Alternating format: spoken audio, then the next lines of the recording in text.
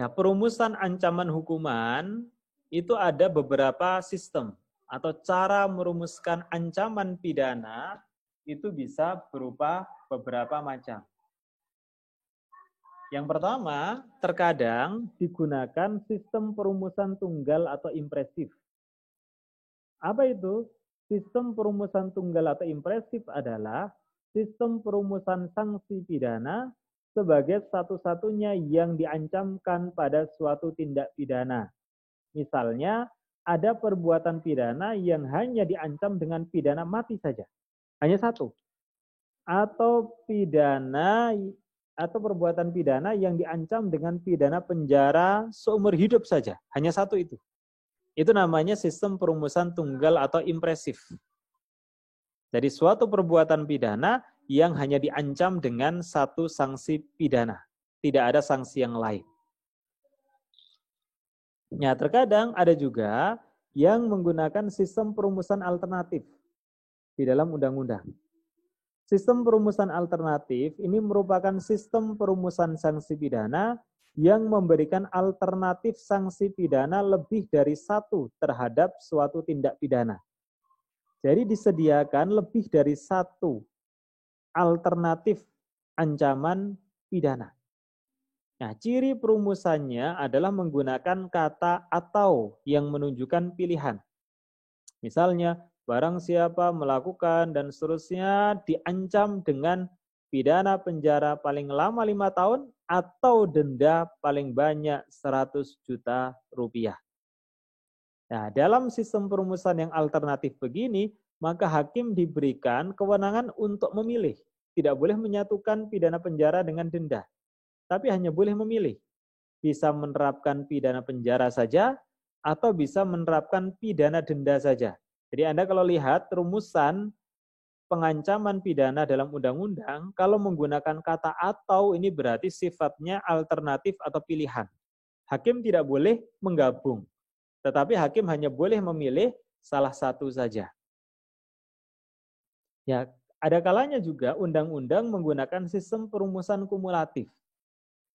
Apa itu? Sistem perumusan kumulatif merupakan sistem perumusan sanksi pidana dengan lebih dari 2 jenis sanksi pidana untuk satu tindak pidana.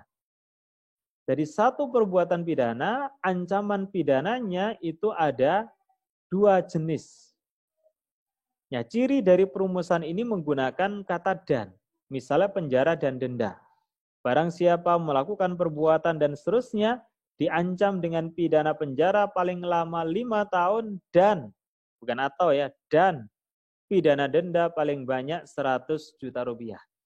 Nah, hakim tidak boleh hanya menjatuhkan pidana penjara saja. Hakim juga tidak boleh menjatuhkan pidana denda saja, tetapi hakim harus menyatukan antara pidana penjara dan denda. Ini karena apa? Karena sistem perumusan yang digunakan bersifat kumulatif.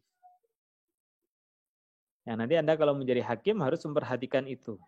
Kemudian yang keempat, ada kalanya juga digunakan sistem perumusan alternatif kumulatif. Sistem perumusan ini merupakan penggabungan dari sistem perumusan alternatif dan kumulatif. Nah, cirinya sistem perumusan alternatif kumulatif ini menggunakan kata dan atau.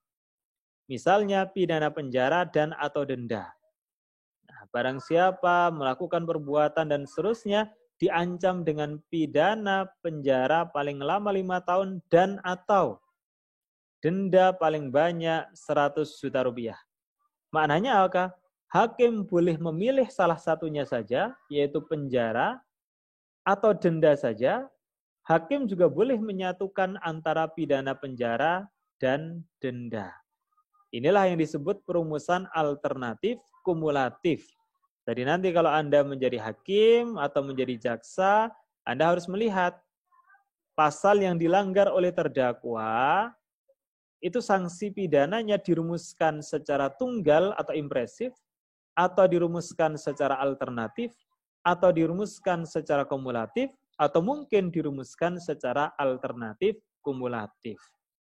Tetapi memang agar hakim bisa memilih sanksi yang sesuai dengan kejahatan yang dilakukan, tentunya secara kasuistik, karena satu kejahatan dengan kejahatan yang lain yang dilakukan oleh orang yang berbeda itu bisa saja kondisinya berbeda, maka rumusan yang lebih fleksibel adalah alternatif kumulatif.